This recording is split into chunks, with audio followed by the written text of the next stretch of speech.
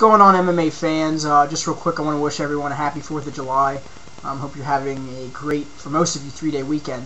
I want to run over a topic that was sent to me by Byron Giant, a fellow YouTube MMA commentator in the MMA YouTube community, and it's actually a topic that several people have asked, and I just really haven't gotten around to, I wanted to do a video specifically on this because it's such a great topic that you really have to go in depth about it, and it's something that I really just can't put into an MMA Corner video, so thus we have a video. The topic is who poses the most problems to Lyoto Machida and who would give him his first loss.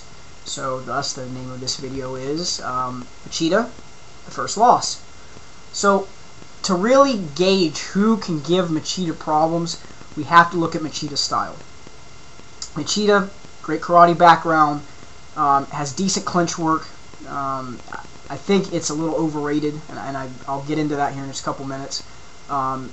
I think that Machida's ground game is underrated. That's one of the underrated aspects of his game. But you know, Machida does have some minor holes that can be exploited, and unfortunately, because of how elusive he is and the type of style that he has with his counter striking ability, that's really where, as elusive as he is, we don't get to see those holes exploited. So let's talk about the two holes that I have seen when I've watched Machida fight of who could give Machida problems. I think Machida can be out-clinched, and I think his clinch work, you know, even the fight with Tito Ortiz, I believe, even when I did my predictions for that fight, I felt that Tito was not the strongest guy in that fight. Machida is deceptively strong, and there's no doubt about it. He's a very strong dude for 205. He could easily make 185. He could be a middleweight if he wanted to. But Machida is deceptively strong at 205, and a lot of people don't realize when they clinch up with him, he is a strong guy. But someone that has a great clinch game, somebody like Vanderlei Silva, somebody like Rampage Jackson, who has shown here just recently that his clinch game has gotten 10 times better since he was in Pride. Somebody like Dan Henderson, who really primarily is not a 205er, he's a middleweight. But guys that have a great clinch game are guys that are going to be able to give Machida problems. But keep this in mind, that it's hard to clinch with Machida. And that's where you got to throw another element into this. And the next part of the weakness that Machida could have placed against him is guys that push the pace.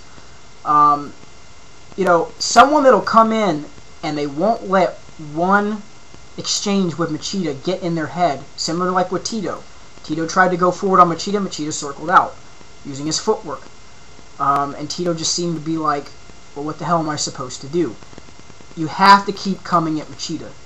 The guy that does that is the guy that is going to give him hell and give him problems. And Machida doesn't possess the one-punch knockout power to drop someone. He has a pitter-patter style. I mean, his leg kicks are great. They leave welts on guys. I mean, Tito had a couple nice welts on him, but he doesn't possess the one-punch knockout power to drop someone. And it seems that people just get too enamored with his style instead of just coming in and doing what they need to do, and that's push the pace on him. You know, keep going at him 110% every exchange. And eventually, you're either A, going to clinch with him, or B, you're going to catch him.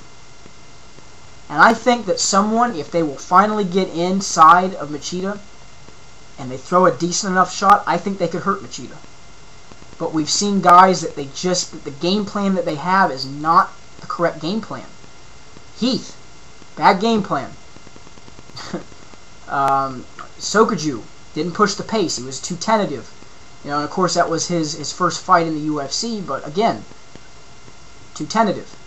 You know, you've got to push the pace on Machida. The guy that does that is the guy that's going to give him problems. Guaranteed.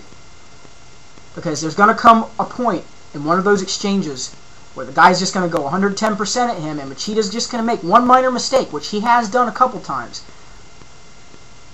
but guys who just weren't quick enough to capitalize on it with his footwork, they will catch him. They will either catch him in the clinch or they'll catch him with an exchange. And once we see that happen, that's the guy that's going to give problems. So, Rampage, Vanderlei, Dan Henderson, if he decides to stay at 205, it sounds like he's going to keep at 185. See who has a really bad stylistic matchup for him.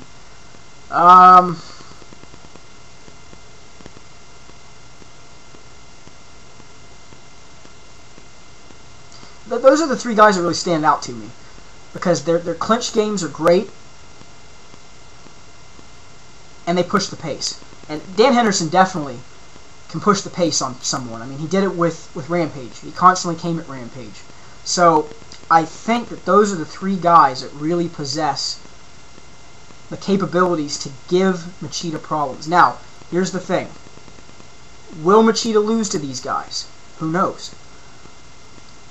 These are the guys that could possibly give problems. But what I will be honest about when I really break down Machida is his style is bad for anyone.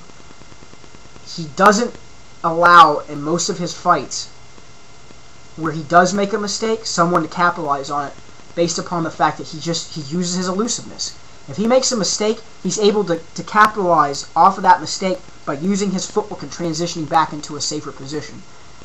But I think that someone that will come in and constantly come at him is someone that will catch him and finally give him problems. And once we see that, that's where, Machida will probably finally either A, maybe not be so, technical. If you take him out of his game plan and he's more worried about what you're going to do, he has less time to think. And that might be something that you see happen with a guy that does that to him. But only time will tell. We'll have to see, with his next upcoming fight, who they put him up against, how he matches up, and really, I think those are the three standout guys in that division that give him problems. Chuck is not going to be a great fight for Lyoto Machida, and I know someone asked me about that. He got two counter strikers. A, that could potentially be a very, very dull fight.